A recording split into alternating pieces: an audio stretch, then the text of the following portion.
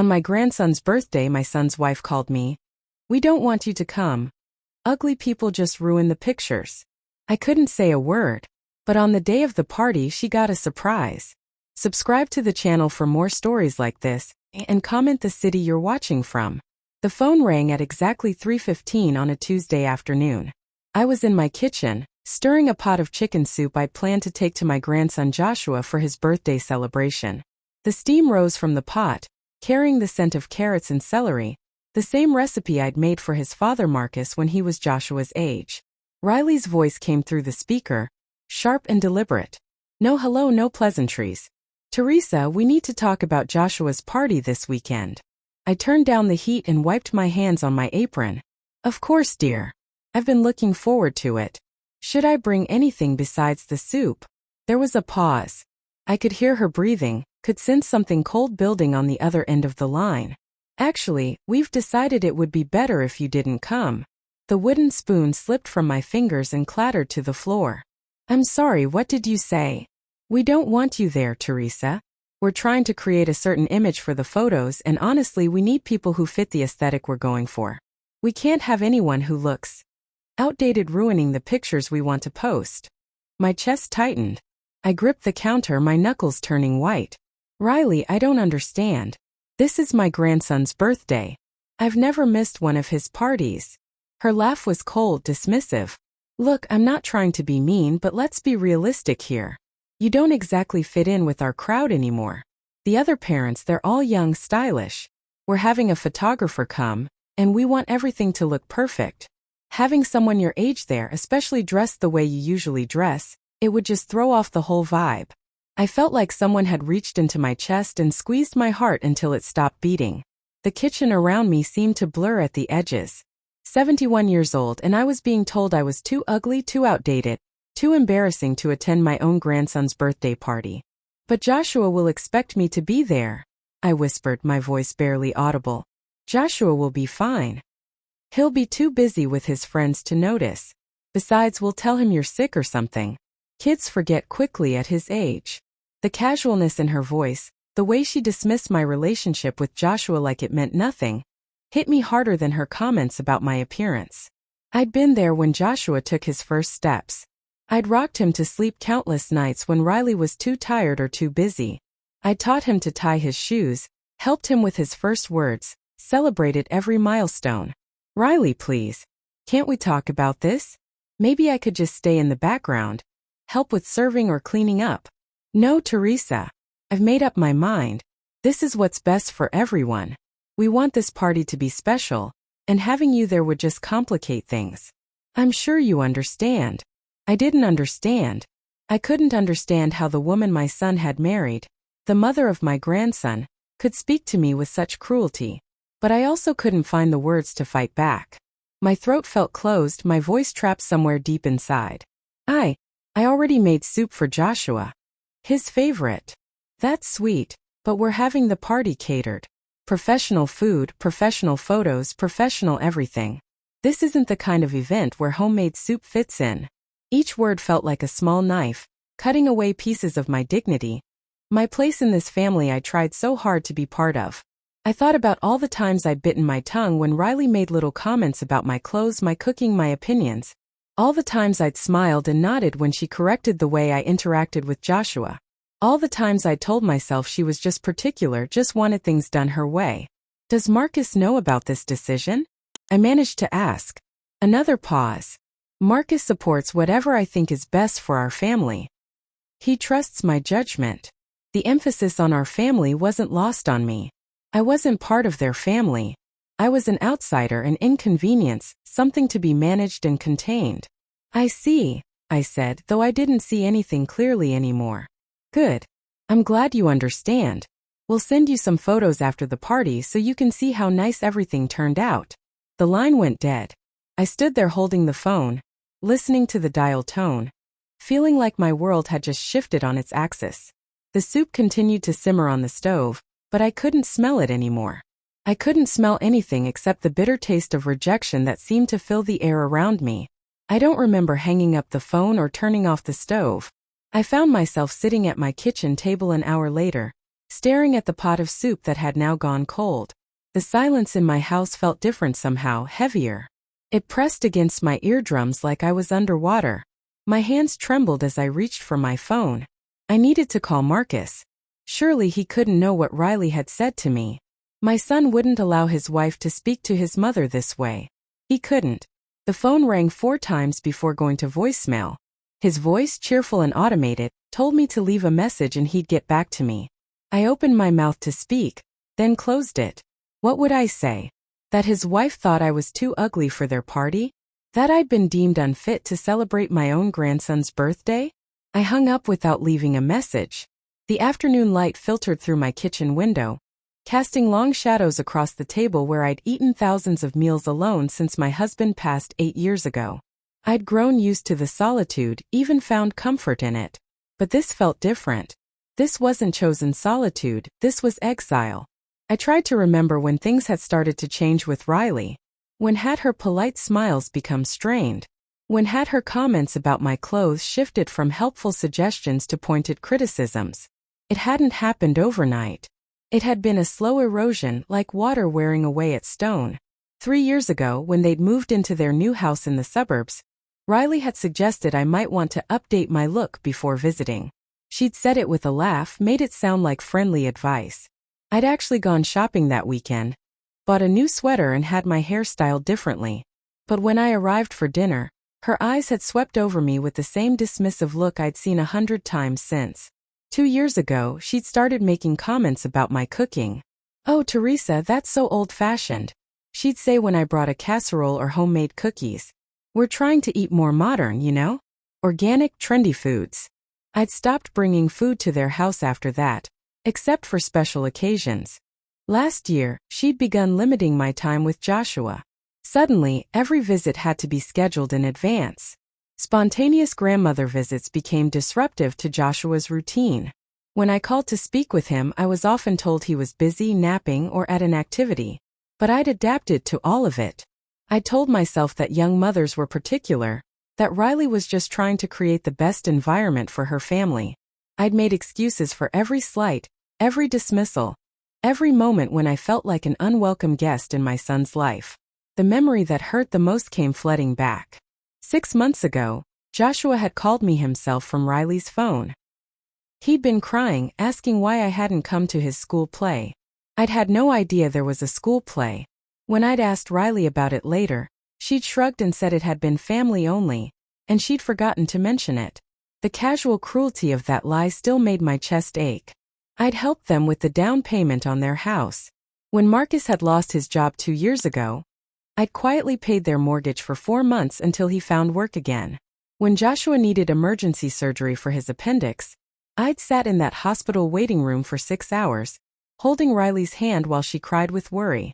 When she'd needed someone to watch Joshua during her mother's funeral, I dropped everything and stayed for a week. None of that seemed to matter now. None of it had earned me the right to be present at my grandson's birthday party. I walked to my living room and looked at the photos covering my mantle. Marcus as a baby, as a child, graduating high school, getting married. And Joshua, dozens of pictures of Joshua. His first smile, his first Christmas, learning to walk in this very living room. In the recent photos, I noticed something I'd been too blind to see before. Riley was always positioned between Joshua and me. Her hand on his shoulder, her body angled to block our connection. Even in pictures, she was building walls. My phone buzzed. A text message from Marcus. "Sorry I missed your call. Crazy day at work. Everything okay?" I stared at the message for a long time. How could I explain that everything was very much not okay? That his wife had just stripped away my dignity with surgical precision? That I felt like a stranger in my own family? I typed back, "Everything's fine, honey. Just wanted to hear your voice." But everything wasn't fine.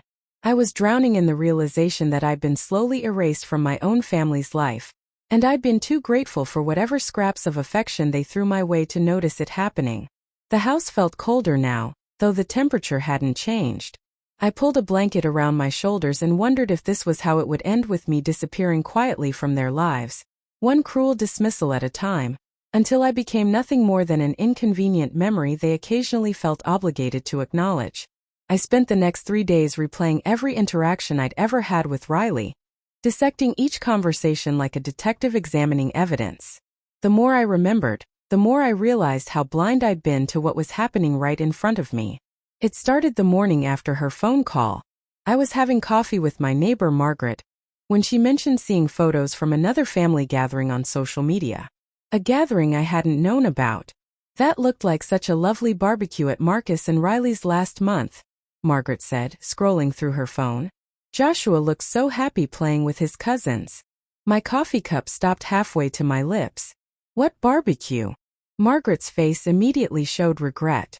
Oh, Teresa, I thought you'd been there. It looked like a big family thing. Riley's parents were there, and her sister's family. I took the phone from her hands with trembling fingers. There it was, a perfect family gathering in my son's backyard. Riley's family, laughing and playing with Joshua. Marcus grilling hamburgers, looking relaxed and happy. The photos were tagged Family Sunday Funday and blessed with the best in-laws. I wasn't in a single photo. I hadn't even known it happened. I was visiting my sister that weekend, I said quietly, handing the phone back. But we both knew that wasn't why I wasn't there. That afternoon, I did something I'd never done before. I went through Riley's social media accounts. What I found made my stomach turn. Photo after photo of family moments, holidays, celebrations. Joshua's first day of school, his soccer games, Christmas morning. I was absent from all of them, despite being present for many of these events in real life. In one particularly painful discovery, I found a photo from Joshua's 4th birthday party.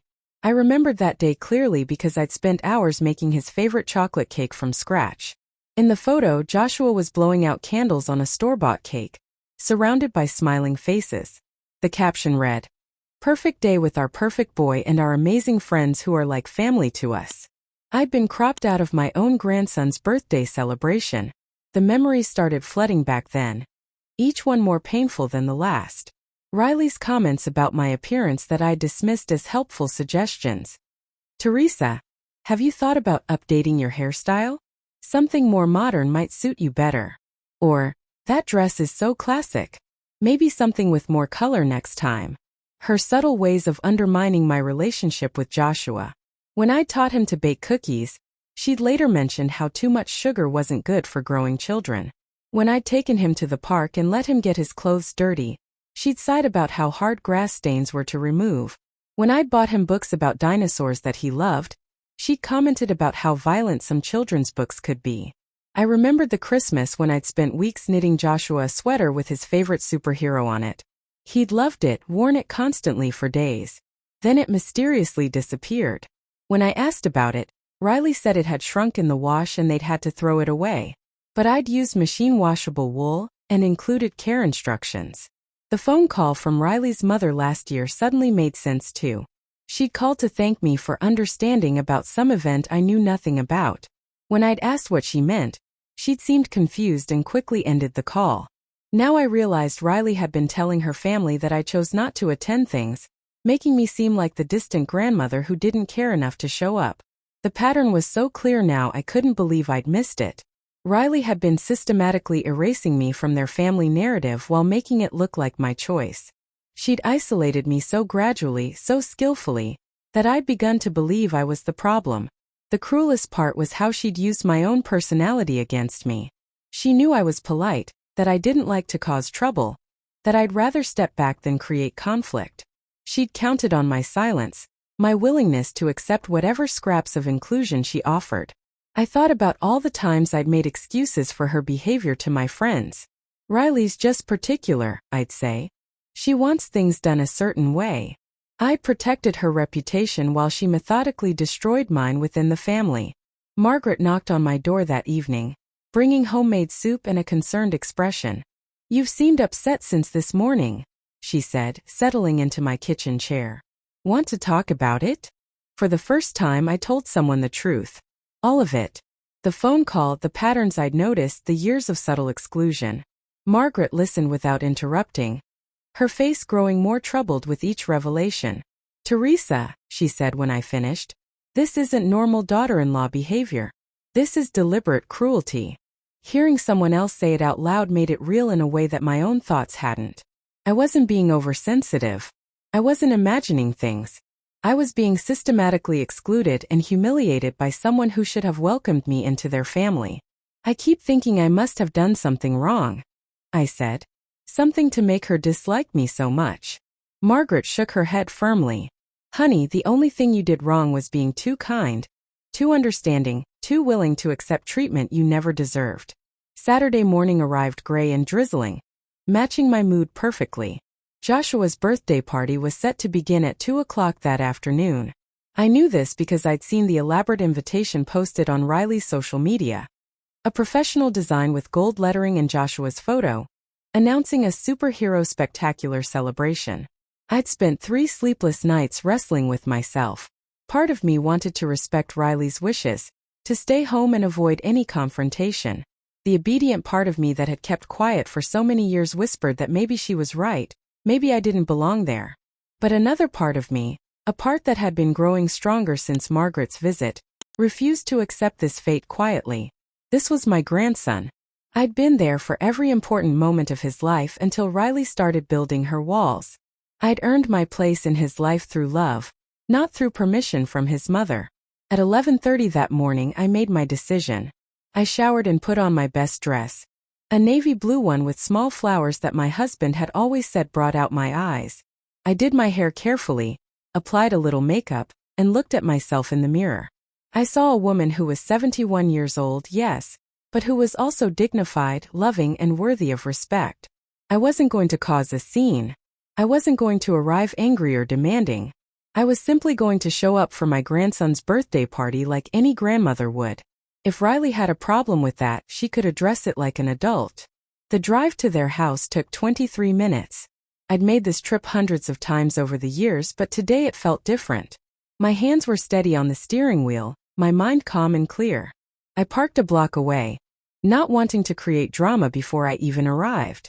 As I walked up their street, I could hear the sounds of the party already in full swing. Children's laughter, music, the general buzz of celebration. Through their front window I could see colorful decorations and people moving around. My heart ached thinking about Joshua in there, probably wondering why his grandmother wasn't there to celebrate with him. I rang the doorbell and waited. Riley answered the door wearing a stunning red dress that probably cost more than I spent on clothes in 6 months. Her makeup was flawless, her hair styled perfectly.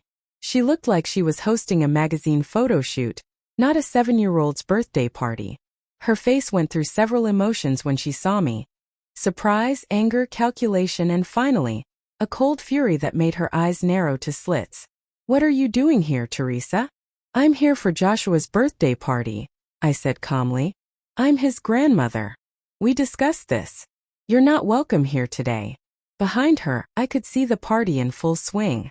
Professional decorations, a hired entertainer in a superhero costume, a photographer moving through the crowd. And there in the center of it all was Joshua, wearing a cape and a huge smile. "Riley, I'm not here to cause any trouble. I just want to give my grandson a birthday hug and watch him blow out his candles." "No." Her voice was sharp enough to cut glass.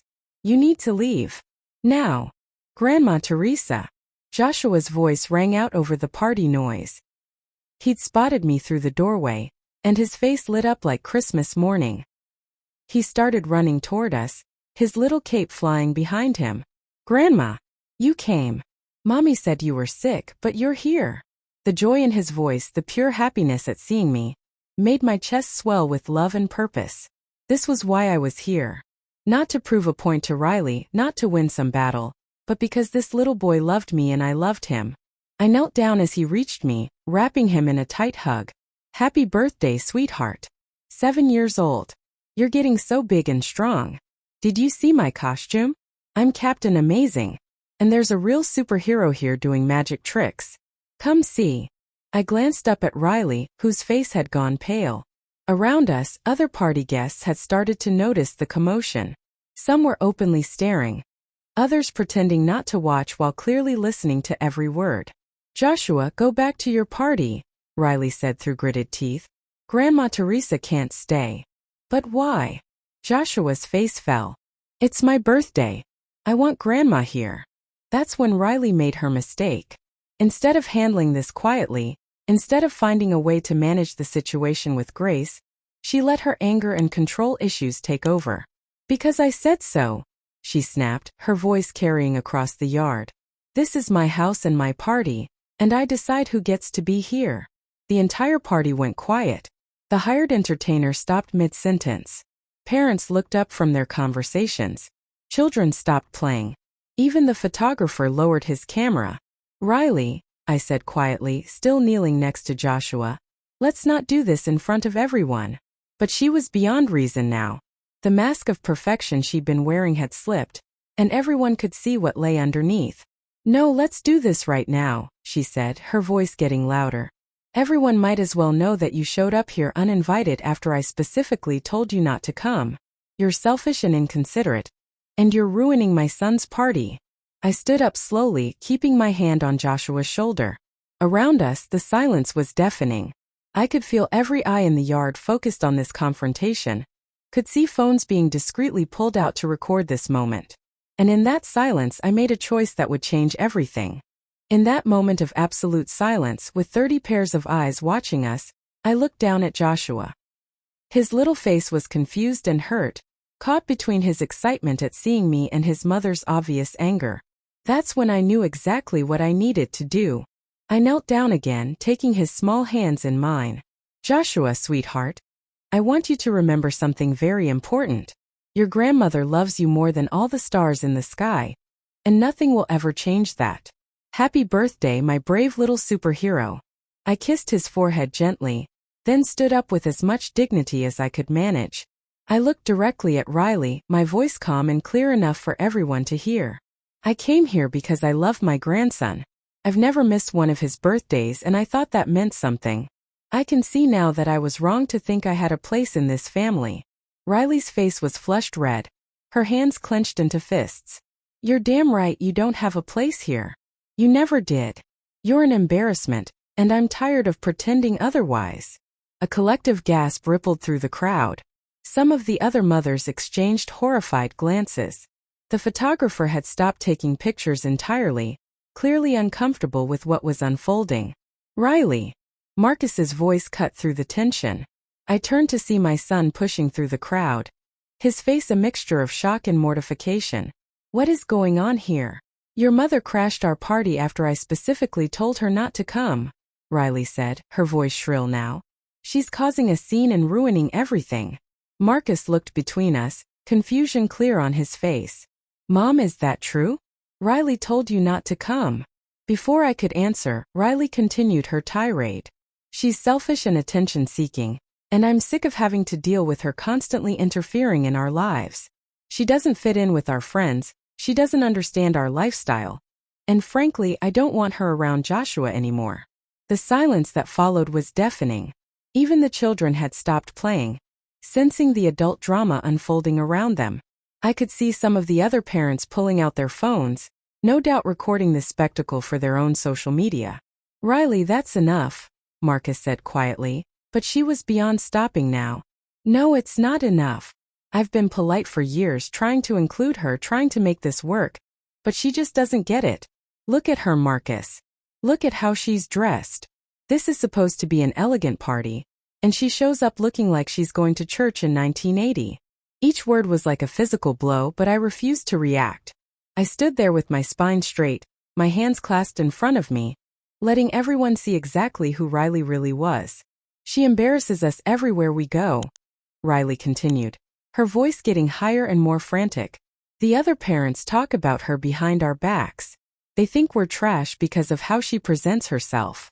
I've worked too hard to build our reputation in this community to let her destroy it." "Riley, stop." Marcus's voice was firmer now, but she was in full meltdown mode. "And don't even get me started on how she undermines my parenting, filling Joshua's head with old-fashioned nonsense, buying him inappropriate gifts, teaching him things I specifically asked her not to teach him. She has no respect for boundaries." I watched as the crowd around us began to shift. The horrified expressions on the other parents' faces weren't directed at me anymore. They were staring at Riley with a mixture of disgust and disbelief. These were people who had elderly parents of their own, who understood the value of grandparents in their children's lives. "Mommy, Why are you being mean to Grandma? Joshua's small voice cut through Riley's rant like a knife. Riley looked down at her son, seeming to realize for the first time that he was watching this entire scene unfold. Her face went white. Joshua, go play with your friends, she said shakily. But Grandma Teresa didn't do anything wrong, he said, his 7-year-old logic cutting straight to the heart of the matter. She just wanted to come to my party. Why don't you want her here? Riley opened her mouth, then closed it. For the first time since I'd known her, she seemed to realize that her behavior was indefensible. Marcus stepped forward, his face grave. Riley, we need to talk. Right now. But Riley wasn't done yet. In a last desperate attempt to regain control of the narrative, she turned to the crowd of parents. You all understand, right? Sometimes you have to make difficult decisions for your family. Sometimes you have to set boundaries with people who don't respect your choices. The silence that greeted this plea was damning. No one nodded. No one murmured agreement. A few people actually turned away, clearly uncomfortable with being asked to validate what they just witnessed. One of the mothers, a woman I recognized from Joshua's soccer games, spoke up quietly. Actually, I don't understand. That woman is your son's grandmother. She came to wish him happy birthday. Thank you, I said softly, looking around at the faces surrounding me. I think I've seen enough here today. I walked over to Joshua one more time, kneeling down to his level. I love you, sweetheart. Don't ever forget that. Then I stood up, looked at my son with profound sadness, and walked away from the party with my head held high. Behind me, I could hear the uncomfortable murmur of voices, the party atmosphere completely destroyed by Riley's public meltdown. As I reached my car, I realized something had fundamentally changed. Not just for me but for everyone who had witnessed what just happened. Riley's carefully constructed image had crumbled in front of the very people whose approval she'd been so desperate to maintain. I didn't hear from Marcus for 3 days. During those 72 hours I went through every emotion possible: anger, sadness, regret, and finally, a strange sense of peace. I'd done nothing wrong at that party. I'd maintained my dignity while Riley had shown her true colors to everyone who mattered in their social circle. On Tuesday evening my doorbell rang. I opened it to find Marcus standing on my porch, looking like he'd aged 10 years since Saturday. His eyes were red-rimmed, his shoulders slumped in defeat. Mom, can we talk? I let him in and made coffee while he sat at my kitchen table in silence. When I finally sat down across from him, he couldn't meet my eyes. I owe you an apology, he said quietly. A huge one. I waited, letting him find his words. I had no idea what Riley said to you on the phone. About not wanting you at the party because... He struggled with the words. Because of how you look. That's unforgivable, Mom. Absolutely unforgivable. You didn't know? He shook his head miserably. She told me you were feeling under the weather and had decided not to come. I should have called you myself to check. But I was so busy with work and party preparations. He finally looked up at me. That's no excuse. I should have known. We sat in silence for a moment. I could see the weight of realization crushing him. The thing is, Mom, after what happened at the party, people started talking. Other parents, neighbors, even some of Riley's friends. They told me things I never knew. About how Riley talked about you behind your back. About events you were deliberately excluded from. About... His voice cracked. About how she'd been systematically cutting you out of our lives for years. I felt a mix of vindication and sadness. Vindication that others had noticed. Sadness that it had taken a public scene for my own son to see what was happening. Mrs. Patterson from down the street called me yesterday, Marcus continued. She said she'd always wondered why you never came to family barbecues anymore. She remembered how involved you used to be with Joshua. How happy he always was with you. She said what Riley did at the party was one of the cruelest things she'd ever witnessed. What did Riley say when you confronted her about it? Marcus rubbed his face with his hands. At first she tried to justify it. Said she was protecting our family's image, that you didn't understand the kind of social circles we move in now. But when I pressed her about the phone call, about telling you that you were too ugly for the party, he shook his head. She broke down and admitted it. Said she was stressed about the party being perfect and just snapped. And you believe that? He was quiet for a long time. I want to believe it was just stress. But then I started thinking about all the times over the years when you seemed to step back from our lives. All the events you didn't come to, all the times you seemed distant. I always thought you were just getting older, less interested in being involved. Now I realize Riley was manipulating all of us. The pain in his voice was real. I could see that he was genuinely shocked by what he'd discovered about his wife. But I also needed to know something. Marcus, what happens now? He looked up at me with tears in his eyes. I told Riley that if she ever treats you that way again, if she says one more cruel word to you or tries to exclude you from Joshua's life, I'll file for divorce and fight for full custody. I was stunned. You said that. I meant it, Mom. Joshua adores you. You've been nothing but loving and supportive to our family. What Riley did was unforgivable, and I won't tolerate it anymore. And how did she respond to that? She's scared, he said simply. Really scared. Not just of losing me, but of losing her social standing. After what happened at the party, she's been getting cold shoulders from the other parents. 3 families have already canceled playdates with Joshua. Her perfect image is cracking, and she knows it. I felt a flutter of something that might have been satisfaction, but I pushed it down. This wasn't about revenge. I don't want your marriage to end because of me, Marcus. It won't end because of you, Mom. If it ends, it'll be because of the choices Riley made. Because of who she really is when she thinks no one important is watching. 2 weeks later, I received an unexpected visitor. Riley stood on my doorstep, looking smaller somehow than she had at the party. Her usual perfect appearance was subdued, less makeup, simpler clothes, an almost defeated posture. Teresa, could I please talk to you? I considered closing the door. But curiosity won out and I let her in. I came to apologize, she said without preamble. What I said to you, what I did at the party, it was inexcusable. I waited to see if there was more. I've lost friends over this. People I respected, people whose opinions mattered to me. They've all made it clear that they think I'm a horrible person. And they're right. She looked genuinely shaken, but I wasn't sure if she was sorry for what she'd done or sorry for the consequences. The truth is, she continued, I was jealous. Joshua loves you so much and you make it look so effortless. Being a grandmother, I mean. And I was afraid that as he got older, he'd prefer you to me. Riley, there was room for both of us in Joshua's life. There still is. She nodded, tears streaming down her face. I know that now. I want to make this right, Teresa.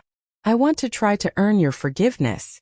I looked at this broken woman in my living room and realized something surprising. I wasn't angry anymore. The public humiliation she'd endured, the loss of her social standing, the damage to her marriage, none of that had been my doing. It had all been the natural consequence of her own actions. I don't need you to grovel, Riley. I just need you to treat me with basic human dignity going forward. 6 months later, things weren't perfect, but they were better.